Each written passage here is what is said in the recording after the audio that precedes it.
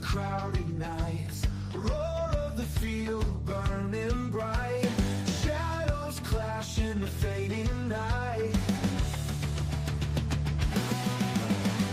Student body right, student body fight. Feel the surge, feel the might. Ladies and gentlemen, I'm Sandy Traveling. Hope everybody's doing, by the way, because we're in a really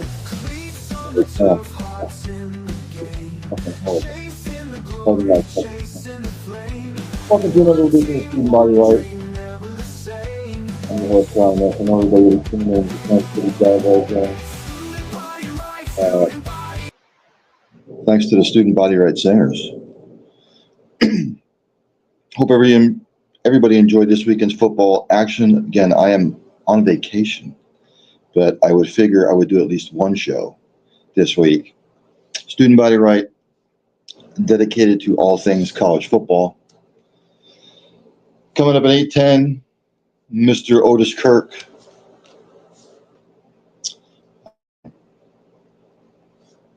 Got to pull up his information here.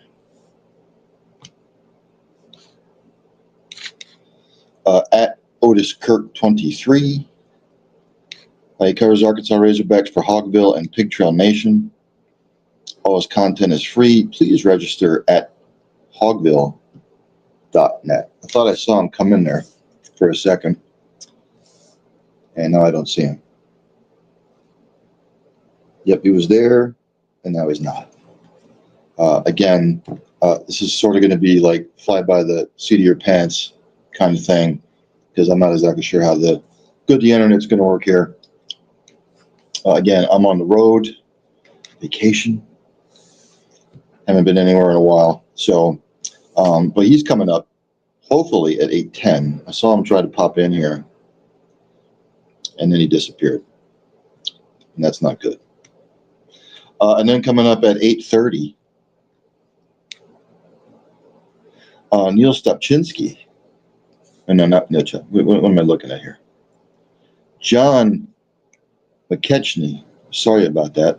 I'm looking at the wrong information. He covers college football, period. At John _tailgate. He is a loyal Marylander. He's a Georgia grad, college football, NFL content at RotoWire. You can check out his college football podcast at CFB Tailgate 25 with his co-host at Dan Watkins Radio. So again, thanks for tuning in. Again, hopefully Mr. Otis there will be able to get in. I know everybody's probably watching the Major League Baseball playoffs as well too, so I will try and make this quick and as painless as possible. So what did we witness over the weekend? A lot of top 25 teams in action. It started Friday, BYU, number 23 last week at the time. They beat West Virginia 38-24. Colorado hung tough for a while, but in the end, BYU prevails. Colorado's now 2-4, BYU 5-0. Oh, I'm sorry, they beat West Virginia. It's been a long day. Beat West Virginia 38-24. Colorado's 5-0. And the West Virginians are now 2-4. For West Virginia, Khalil Watkins was 7 of 15, 81 yards, no touchdowns. He threw 2 picks. He was also the leading rusher, 23 carries, 89 yards, a rushing touchdown. Cam Vaughn, 2 catches for 43 yards. Leading tackler was Chase Wilson. For the BYU's, Bear Bachmeier was 18 of 25, 351 yards, 1 touchdown, and a pick. LJ Martin, the leading rusher, 21 for 90 and 2 touchdowns rushing. Leading receiver, Chase Roberts had a day, 4 catches, 161 yards. Falatu Satuala, 8 total tackles. Go to the team stats. BYU actually turned it over 3 times. West Virginia twice. Rushing stats were the same. Passing-wise, BYU won that category. West Virginia won the third third down stat category, but BYU explosive plays, West Virginia not so much. Again, BYU looking like now one of the favorites in the Big 12. Then we get to Saturday. Number 24, Virginia beat Louisville 30-27 in overtime. A lot of people jumped on Louisville, thought that Louisville would win this one. I did not think Virginia had anything this year. I was wrong. Scrappy little team. They win 30-27. Virginia now 5-1, Louisville 4-1 in a wide open ACC. We go to the individual stats. Virginia, Chandler Morris was 19-31 passing, 149 yards, a touchdown. More importantly, no picks. Jamari Taylor, 16 carries, 68 yards, and a tutty. Cam Ross, the leading receiver, 4 for 43 and a touchdown. And Cam Robinson, 10 total tackles. For Louisville, Miller Moss was 34-48, 329 yards, 2 touchdowns, and a pick. Isaac Brown, 13 carries, 66 yards, the leading rusher for Louisville. Chris Bell had a day receiving for Louisville, 12 catches, 170 yards, and 2 receiving touchdowns. D'Angelo Hutchinson, 11 total tackles for Louisville. We go to the team stats. Again, Louisville with two turnovers, which kind of killed them. Neither team could run the football. Louisville won the passing stats. Both were about the same on third down. But again, Virginia made the plays when they had to in overtime. They win 30-27. Number 22, Purdue at the time last week. They beat Purdue 43-27. A big bounce back for Illinois. Beating USC and now Purdue after getting their ass handed to them against Indiana. Luke Altmaier was 19-22, 330 yards, 1 touchdown, no picks.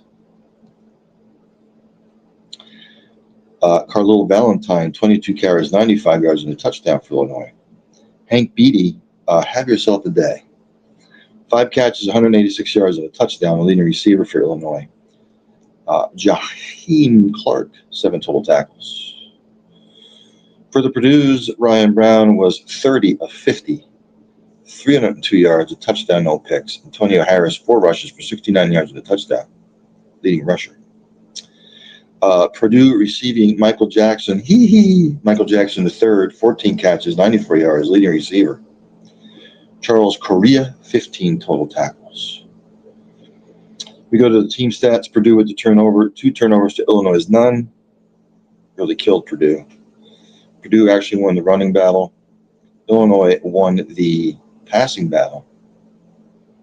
Purdue was actually better on 3rd and 4th down, but turned the ball over twice. That was sort of the difference in the game. So Illinois with the win on the road, they are now 5-1. Purdue drops to 2-3. Number 21 at the time, Notre Dame.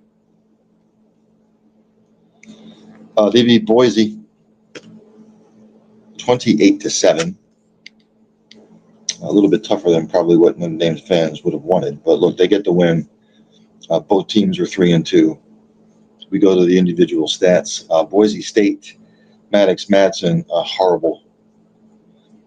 22 of 37, 215 yards, no touchdowns. The Notre Dame defense made him turn it over 4 times in the interception category.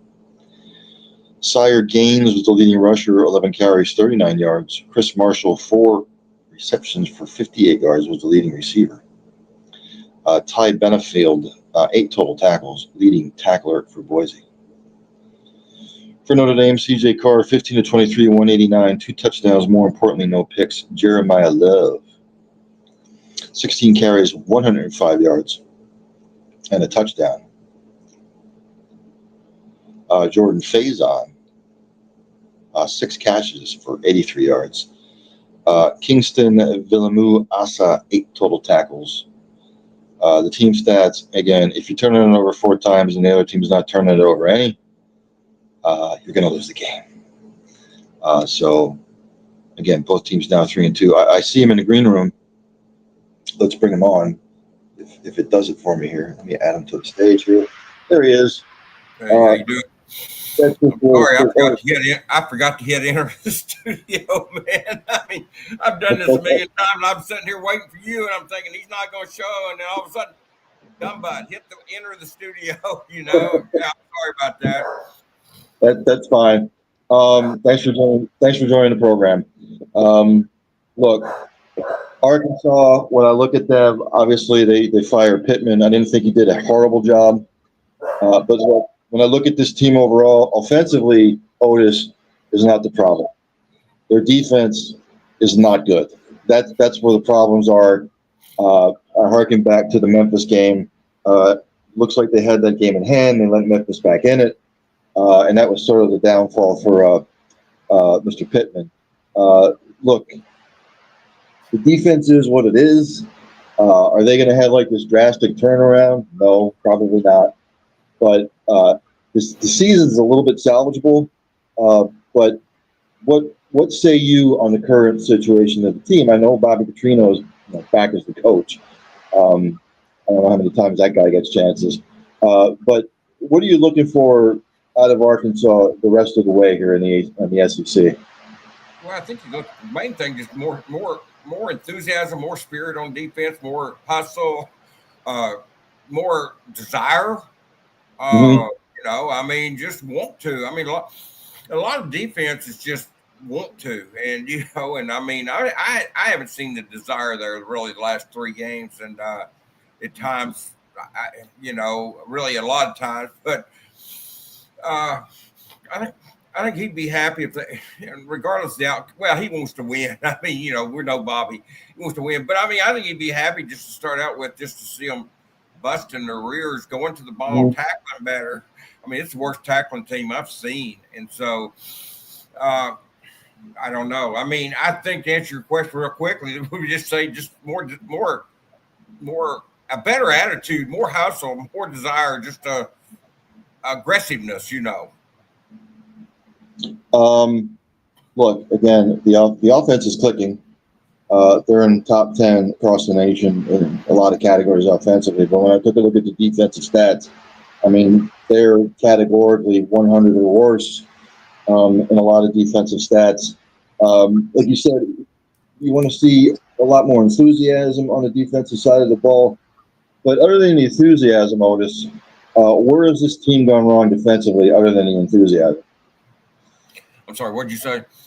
Where has this team gone wrong defensively other than maybe the enthusiasm? Is it the front 7? Is it the back 7? Is it just collectively as a unit they're not on the same page? Well, I think the strength of it, believe it or not, has been the cornerbacks.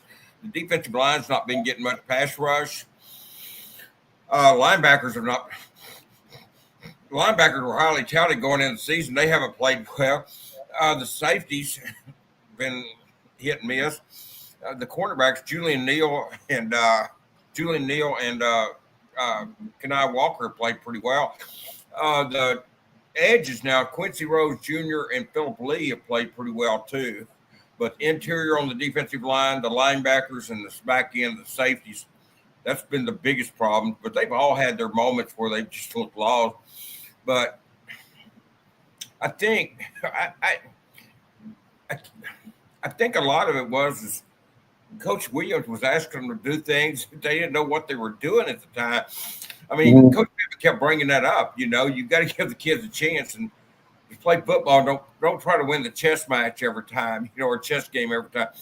Just quotes like that told me that, and I don't know, this is T. Will's 3rd year. I don't know how he got in that shape, or I don't know how he got to that point. I guess point's a better word, but apparently they were there and it showed. I mean, but biggest thing is the tackling's been horrendous, man. And they've got to tackle better. I mean, if they don't, you got the Memphis game, 3rd down and 8, I believe it was, 3rd and 7, whatever it was. and the backup quarterback comes in and he runs for 8, 9, 10 yards up the middle, dragging a 350-pound defensive tackle with, you've got to want more than you go want to tackle more than that. You got to want to there. I mean, that's, there's no reason to give up that play. You knew as a backup quarterback, he wasn't going to throw, didn't want to stop the clock. He was going to come in that situation and run the ball, something safe, and you let him get the first down there. Of course, if you force a punt there, they have to punt, and you may get a chance to kick the field goal. Who knows, So, I mean, that's just a lot of that just desire, man. But two, just horrendous tackling. And that, if I could say one thing more, it just didn't seem like, it's just like when I got back from speaking last Monday at the Queen, I got back and I was reading the transcript. I hadn't had a chance to read the transcript, and I read the transcript from Hunter and Bobby. It said that some reporter asked about the defensive players being mad. And I guess I made some people mad. I said they need to look in the mirror if they want to fight. They want somebody to be mad at. They need to look in the mirror, because you could not believe that stadium. You could not leave that stadium. Last Saturday when they played, or Saturday before last, when they played Notre Dame, before I left the stadium, I said this group will not go to Tennessee. Somebody's not going. It may be Pittman, it may be T. Will, it may be both, but somebody. You're not going to what I said was they're not going status quo to Knoxville, and they're not. And it was obvious they weren't. And I had a former player tell, well, I put more on the players than the coaches. Well, that's not necessarily wrong, but you can't fire the players. They weren't going to fire the player. So to me, it was obvious they were going to fire Sam or they were going to fire T. Will or both, and it turned out to fire those two. And I had been tipped they were going to fire Deke and Marcus Woodson, but I didn't know if that was true or not, but it was. But I wasn't surprised when it was both Sam and T. Will, because you just knew they were not going to go to Knoxville status quo with the showing they had against Notre Dame. The lack of effort, no tackling, just continuous of what had happened in the 2 games before that. And I just knew something was going to change, and it did. And I don't know how anybody could have been surprised with that. And of course, being mad, like I said, if you're mad about the coaches getting fired on defense or the head coach getting fired, you probably need to look in the mirror, because, I mean, they could have played harder for him, for all 4 of those coaches. They could have played harder for him, and and some did. Julian Neal played hard. Philip Lee played hard. Quincy Rhodes Jr. played his butt off. But some of the other guys, I mean, there's some others did too, but that's 3 that stood out to me that really played hard. Kenai Walker played hard, but some of those guys just didn't give the effort that they needed to. And so if they're mad, they probably look in the mirror would be a good place to start with that. Were they deflated after the Memphis game? Because that's what it seemed like to me. I'm sorry, what? I said, were they deflated after the Memphis game? Because that's what it seemed like to me with that performance against Notre Dame. Yeah, I'm thinking about that, but I think it goes back further than that. I think it goes back to the way the Ole Miss game ended. Then the Memphis game ends a similar way, running back instead of a receiver problem. And so, yeah, I think they were deflated but I think it goes all the way back to Ole Miss game, because you had Ole Miss. You feel like you're probably going to win that game if you don't fumble there. Memphis, you're going to probably win that game if you don't fumble there. And so there you can be 4-0 instead you're 2-2. And I think some people just, I wrote they let go of the rope. Right or wrong, I think that's what some did. And once again, I'm not saying everybody did, but I think a lot of them let go of the rope. And I don't know, I mean, maybe they didn't. It sure looked like it though. And I mean, that's been an observation of a lot of people, not just me that watched the game. And I just couldn't believe the effort, It just seemed like they were snake bitten and when that. But the Memphis game, that probably did deflate. But I think it even goes back to that fumble against Ole Miss, because, boy, you had the number 4 team in the country. I think they are now. You had them on the rope, probably going to beat them, in all honesty. And you had them on the rope, and you go and fumble there, and it just ended your chances. And you just can't do that. And I couldn't believe Mike Washington didn't have both hands on that football when he's running up the middle against Memphis. You got to put both. The only way they're going to try to do is strip the ball. That's coming. So you got to run with both hands on that football. You cannot let that ball be stripped. And that's exactly what happened. Everybody knew they were going to try to do that too. So let's look at the rest of the year. What are we expecting? I know they have Tennessee on the slate. They got to go to Tennessee, and they got to turn around. Home game against A&M, home game against Auburn, home game against LSU, on the road to Texas, and then Missouri comes calling Thanksgiving weekend. Otis, this is not an easy schedule. No, you've got Mississippi State coming in here too. So you've got some games, Auburn, Mississippi State, that you could win, but you could lose them to. They'll be the heavy underdog all 7 games left. They will be the heavy underdog all 7 of those games. I'm convinced of that. I think people have asked me about Saturday, and I'll be honest with you, I have no idea what's going to happen Saturday. I mean, I would be surprised, knowing how Bobby is the coach, that they wouldn't play hard for him. I don't know. You've got new coaches. Some of them, the defensive line coach hasn't even been with the team all year. I mean, I don't know. I mean, I just don't know what to expect. But I do expect them to play harder, because I just think Bobby will demand that. And if they're not, I think Bobby will find somebody that is playing harder. I don't think Bobby's going to pepper people. He never has. I don't think he's going to start now. And it's not just an audition for the players. It's an audition for him. I mean, he's wanting this job, and there's probably some merit to giving it to him if he can win. But he's got to win some of these games. Like I said, they're going to be the heavy underdog all 7. But if you can win, well, if he wins 4 of these, like I said, I guess he ought to be president of the United States if he wins 4 against that schedule, because I don't know.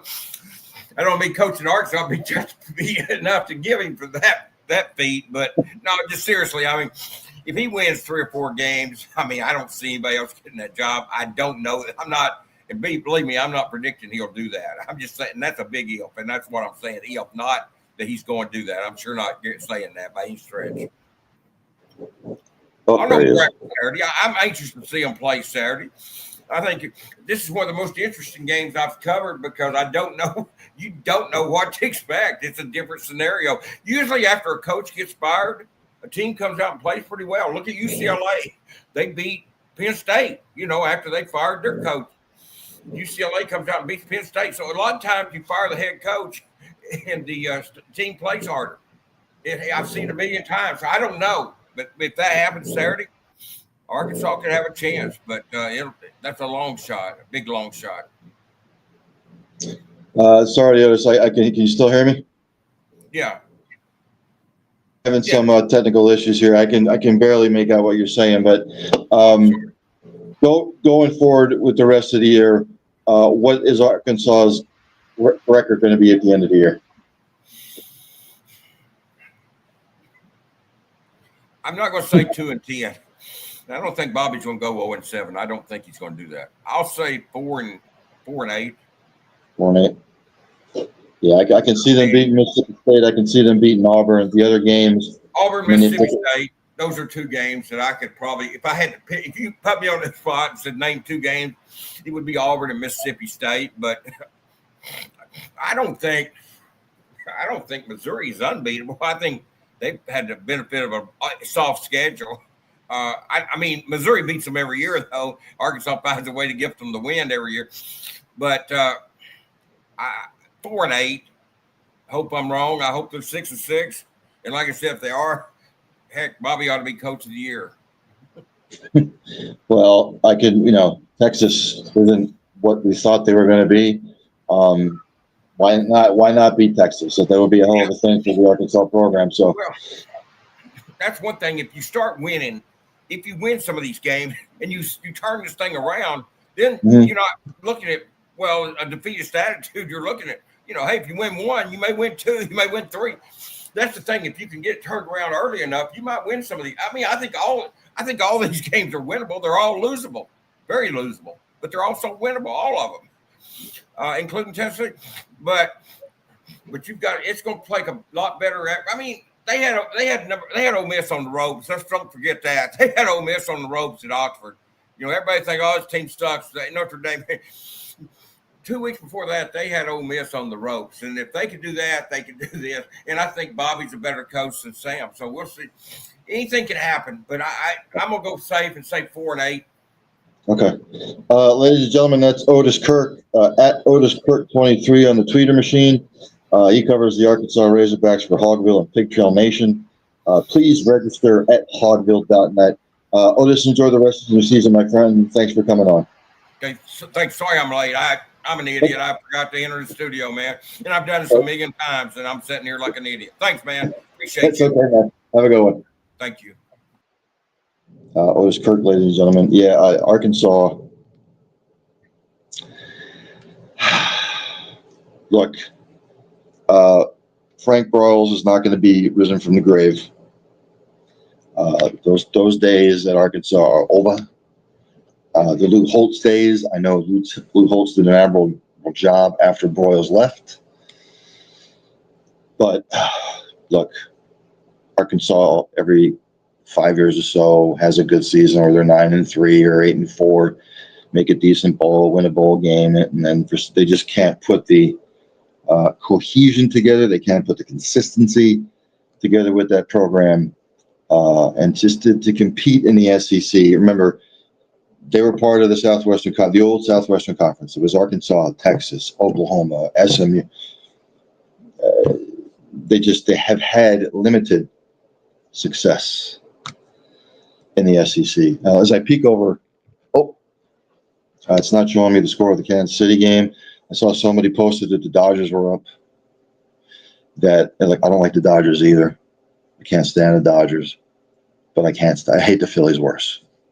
I get into it with Philadelphia Phillies fans all the time, Eagles fans, Flyers fans, Sixers fans. It is quite enjoyable when their teams lose. Let me go down to bouncing ball here. Michigan beat Wisconsin at 24-10 in a Big Ten matchup. Game was kind of blah, to be quite honest with you.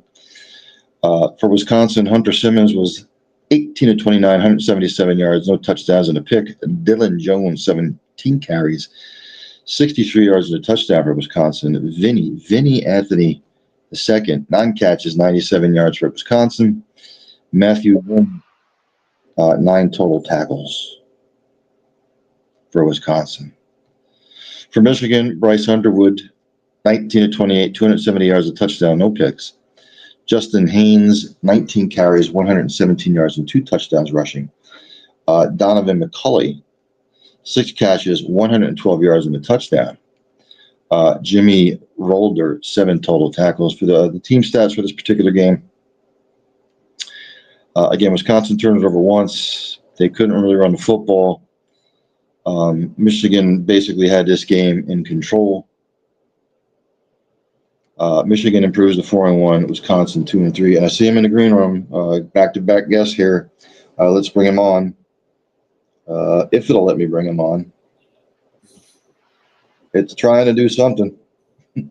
Again, I'm in a hotel room. Again, the internet here is not all that great, so hopefully he comes. I see him, but his screen is buffering. Can you hear me? Yeah, I got you. Okay, yeah, you're breaking up, but I can sort of hear you. John, let's get into the nitty gritty of it. We're almost halfway through the college football season. A lot of surprises.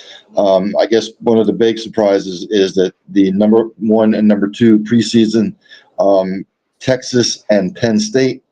Look, Penn State fans have been calling for James Franklin head. Maybe it's time for a new voice in State College. I don't know. Let's be honest though. Penn State's now a wrestling school. It's not a football school anymore. With Texas, Sark has his moments, but then look, I'm a Florida Gator fan through and through. I did not think the Gators would win it, but there's just been something off about this Texas team since the opening game against Ohio State. What say you? What are you hearing about Franklin? About Sarkisian? Are they going to? I mean, the buyouts are probably a lot. They're probably going to make it through the year.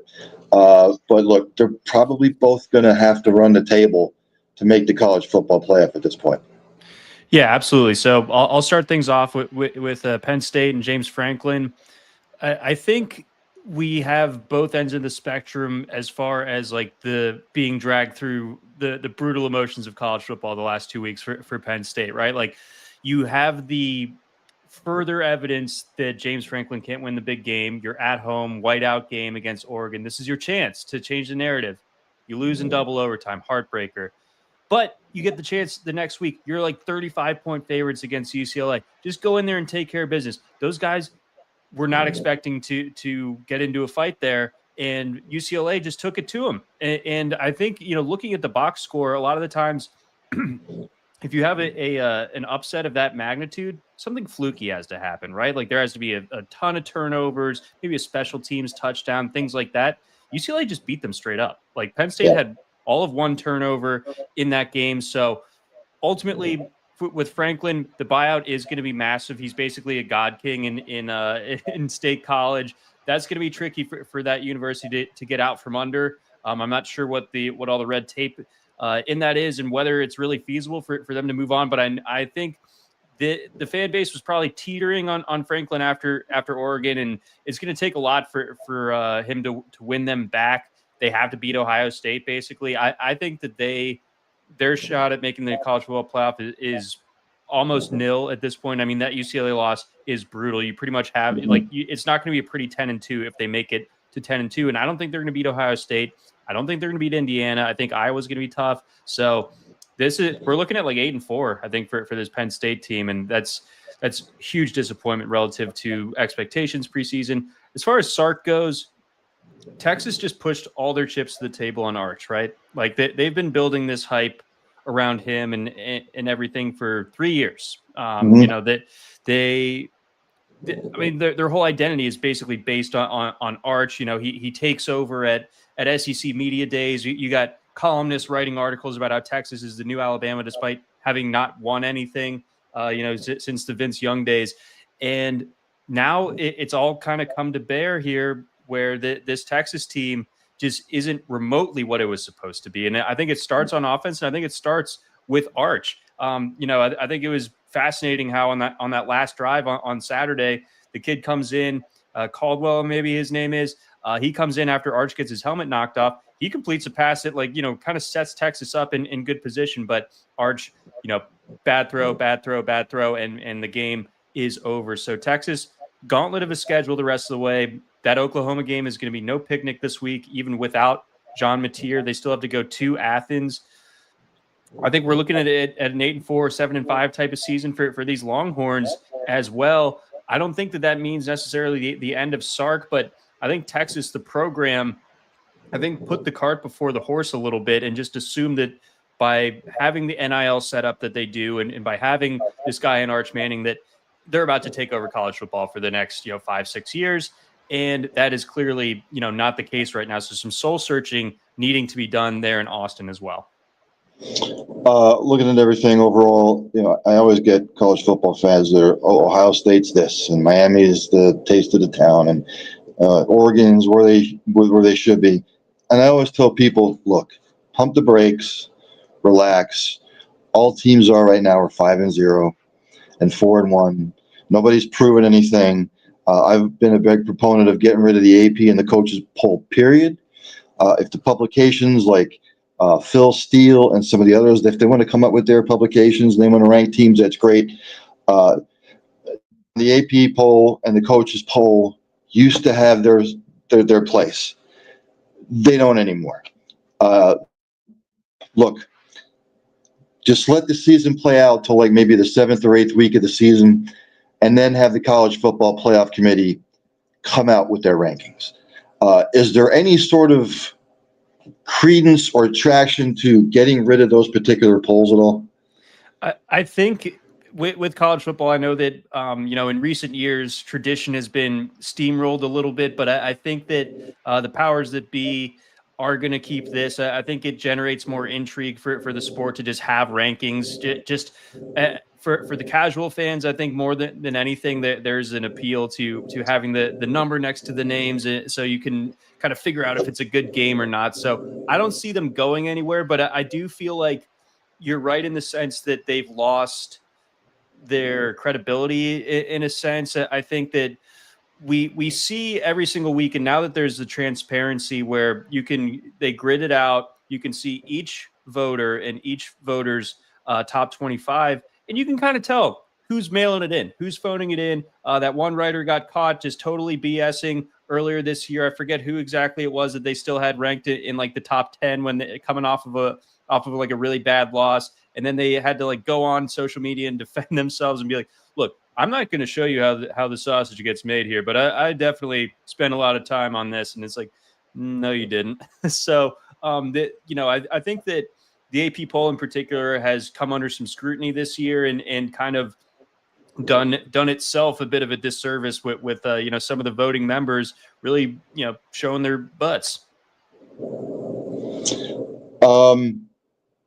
Look, I'm looking at the top 25 now after week 5. A couple of teams that I'm going to be watching the rest of the way.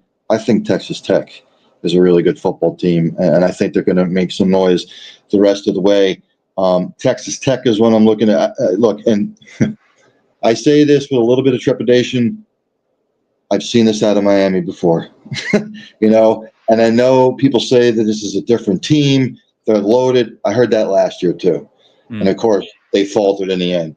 Indiana, same thing. I'm happy for Indiana fans. I get it, but again, with Indiana, I'm just expecting, when's the wheel going to fall off a little bit, and then I go down the line. Mizzou is one I'm watching the rest of the way to see what they do, and one of my surprises of the year, even though they got their butts handed by Indiana, I still think if Illinois can handle business, they can make a case now. I know they lost whatever to whatever, but look, I still think they're a good football team. What out of the top 25 now? What teams should we be looking out for the rest of the way here?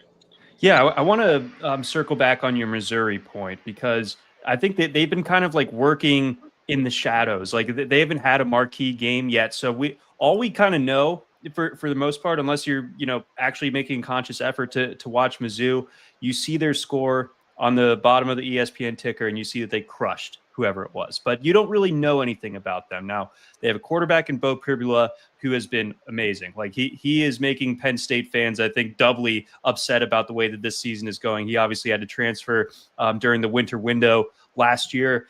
They bring in Ahmad Hardy, and he has just been rolling. Like that we saw 2 years ago with this Mizzou team, that they had an amazing run game with Cody Schrader. They had an athletic gamer at quarterback with Brady Cook, and they feel like kind of a supercharged version of that team. They don't quite have a Luther Burden necessarily, but they've got some dudes. And, I think this is the week where we're going to kind of have a firmer idea of who Mizzou is, because they get Alabama at home. I think that is arguably the game of the week this week.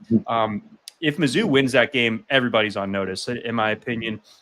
I think also, I definitely agree with your point on Texas Tech. I think the way that their schedule sets up, they got their hardest game out of the way already. They went into Salt Lake City and they wrecked shop up there against Utah. So that's such a huge win for them. And I don't really see another loss on their schedule. So there's a very good chance that they're undefeated going into the Big 12 championship game. I'm going to throw one more out at you, because now that Florida State has kind of fallen by the wayside a little bit with the 2 conference losses, I think Georgia Tech has a chance of being undefeated by the end of this season, or at least going into their game against Georgia Thanksgiving weekend. And they're going to be a tough test for Miami coming into the ACC championship game. I don't think that Miami slips up from here on. I think that they're deserving of being called the best team in college football right now. I definitely understand where you're coming from, where we've seen this before. 2017, a very similar deal where they made it undefeated in the last weekend of the season, had to go up to Pitt, lose that game. Last year, obviously, wheels fall off against Georgia Tech and against Syracuse. They find their way, out of it. But I just think that they're built the right way. Like the trenches are just so much better this year. The defense, Ruben Bain has proven to be such a game wrecker in a way that he couldn't be last year fighting through. So I'm willing to believe this is a different Miami team, but I certainly understand your hesitance there. But again, going back to Georgia Tech, keep an eye on them. They're 5-0 right now. They beat Clemson at home earlier this year when that kind of still meant something. And I think that the way that their schedule sets up, they're undefeated going into the last week of the regular season. Illinois and Georgia Tech were two of my sleeper teams this year. So, John, what are we looking for here the rest of the year? You know there's going to be chaos. Nothing ever goes to chalk. All these teams still have tough games. Another team that I'm actually looking at is Ole Miss. Obviously, if they can just get over that proverbial hump. I know Lane Kiffin was pitching a fit last year, but his team not being in. But, you can't lose to Kentucky. Right. You know what I mean? So what are you looking for the rest of the year? I think there's going to be chaos. I don't think any team's going to go undefeated, to be quite honest with you. The only team I could see maybe going undefeated is Ohio State. But again, you got to get over the Michigan game. Right. Yeah. That it's so strange the way that Michigan is this splinter in Ryan Day's mind, and he just can't seem to conquer it. I think that they're going undefeated too, though. For the record, I think Michigan, they just kind of need to go through this year and be like a 9-3, 10-2, get Underwood looking good, and next year I think I'm going to start taking them a little bit more seriously. But this is the kind of year where Ohio State, Miami, and Oregon, like I think that's like the clear top tier, and I think, like you were saying, it gets a little bit crazy after that. Like Ole Miss, A&M, Oklahoma right up next to them. I think Indiana, as good as they've looked, I could see them slipping up once or twice. I know that they have to play Oregon at some point relatively soon. That's going to be a tricky one for the Hoosiers. I think they have to go to they have to go to Oregon and to Penn State here in the back half of the season. So that's going to be a tough road for them. I could see them ultimately falling out of consideration for the Big Ten championship, and then probably, as a result, out of the CFP.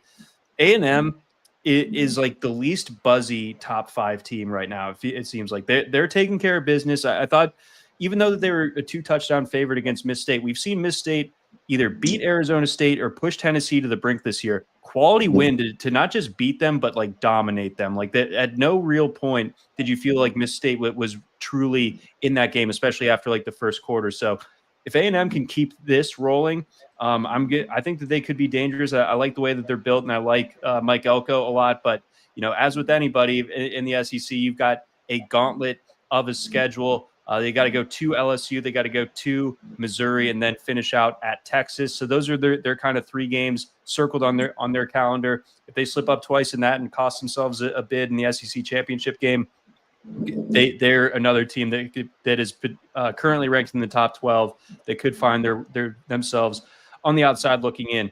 I am buying in on Ole Miss, though. I think that the way that Lane has kind of mastered the transfer portal and just been on the cutting edge of that, it's been insane. And I think it's a funny contrast between Texas and Ole Miss, where Lane has 2 very good quarterbacks, and Austin Simmons got hurt.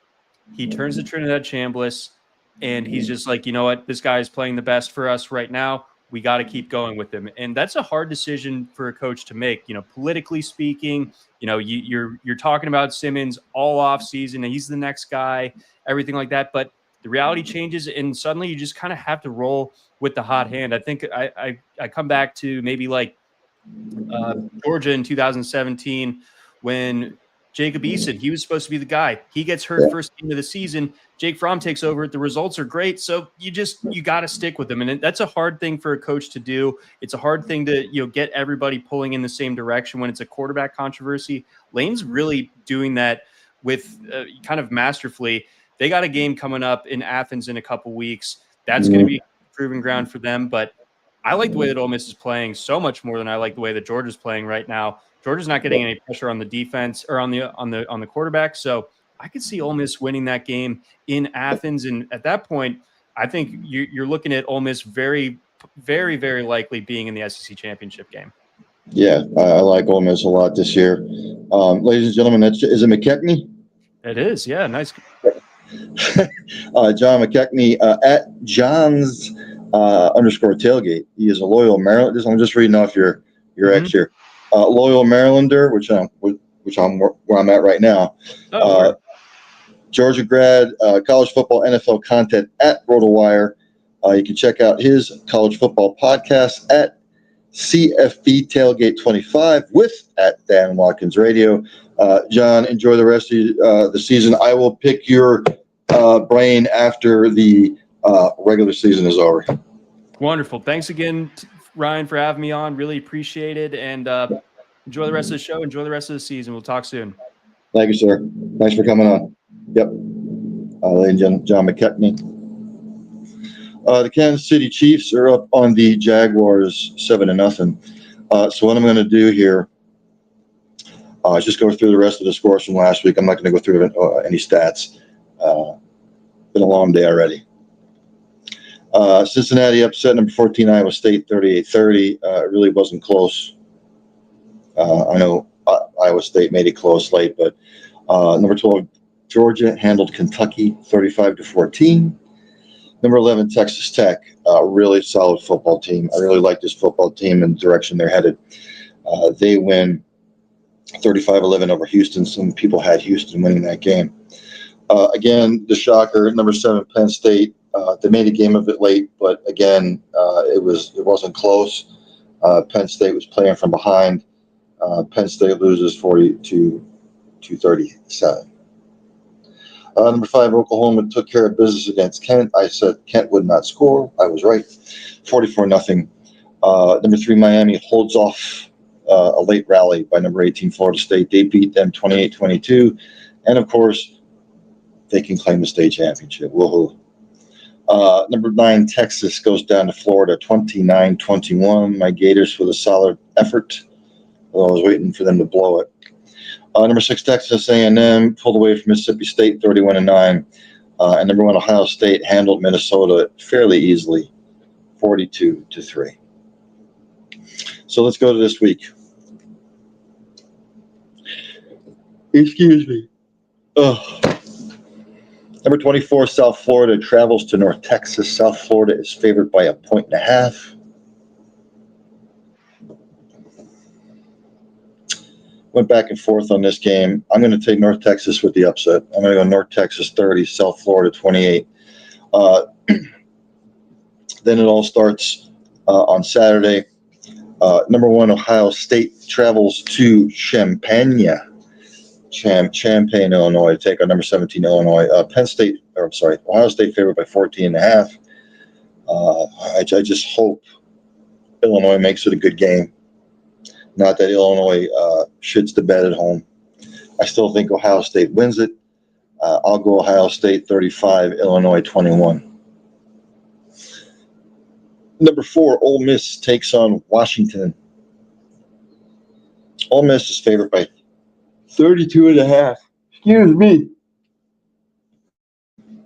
32.5. Again, I apologize for the technical issues. The internet at this particular hotel I'm at blows. Look, I don't know. Kind of a high spread, but I think Ole Miss will handle them fairly easily. I'll go Ole Miss 49, Washington State 10. My Gators travel to take on number 5 Texas A&M. Texas A&M 7.5 point favorite. If Florida's defense continues to show up and DJ Lagway and the boys on offense don't turn the ball over, they're going to keep this close. College Station, 12th man. It's a 7 p.m. game. Texas A&M 27, Florida 17. Number 21 Arizona State travels to take on Utah. Both 4-1. Utah's favored by 5.5. I think Utah is sort of righted the ship. I know they lost to Texas Tech, but they've looked good since then. I'll go Utah in a close one. Utah 28, Arizona State 24. Number 8 Alabama 4-1 travels to take on number 14 Missouri 5-0. Alabama's favored by 2.5. I would like to take Missouri because they're at home. I just don't think they will. Alabama 31, Missouri 20. 3-2 Pitt travels to take on number 25 Florida State. Florida State with back-to-back losses, though Florida State's a 10.5 point favorite. Don't know how Florida State's going to be off the emotional game to Miami. Pitt will keep it close.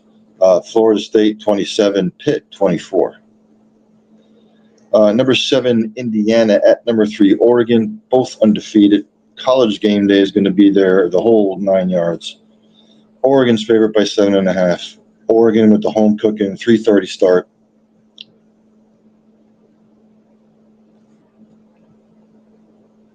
Oregon 35, Indiana 20. The Red River Shootout, number 6 Oklahoma 5-0 travels to take on Texas. Texas is 3-2. Texas is favored by 2.5. Somebody knows something that I don't. I'll call for the upset. Texas 30, Oklahoma 27. 2-4 Virginia Tech at number 13, Georgia Tech, who's 5-0. Georgia Tech favored by 14.5. Virginia Tech's not really a good football team. Oh, I'm so sorry. Just tired. Georgia Tech 38, Virginia Tech 10. NC State 4-2 travels to take on number 16 Notre Dame at 3-2. Notre Dame's favored by half. I don't think Notre Dame will cover. I'll go Notre Dame 33, NC State 20. Iowa State 5-1 coming off the loss to Cincinnati. Colorado 2-4. Iowa State's favored by 2.5. Hopefully Iowa State will have everybody healthy and back. Iowa 21, Colorado 21. 2-3 Arkansas, number 12 Tennessee 4-1. Tennessee favored by 12.5. 38, Arkansas 21. 4-2 Kansas at number 9 Texas Tech 5-0. Texas Tech favored by 13.5. I think this is going to be blowout city. Texas Tech 37, Kansas 17. Number 10 Georgia 4-1 at Auburn 3-2. Georgia favored by 3.5. I think Georgia will probably pull away. Georgia 34, Auburn 21. Number 15, Michigan and USC. They're both 4-1. USC favored by 2.5. Somebody knows something that I don't. USC 30, Michigan 20. 3-2 South Carolina at number 11 LSU. LSU is favored by 9.5. LSU 32, South Carolina 21. And then number 18 BYU 5-0, traveling to Arizona. BYU favored by 1.5. BYU 28, Arizona 24. There you have it. Thanks to OTIS KIRK for joining. Thanks to John McKechnie for joining. Enjoy the rest of I am on vacation. You will not see me unless something is of major importance to come up. You won't see me till the end of next week. Enjoy the rest of your week. Stay safe out there.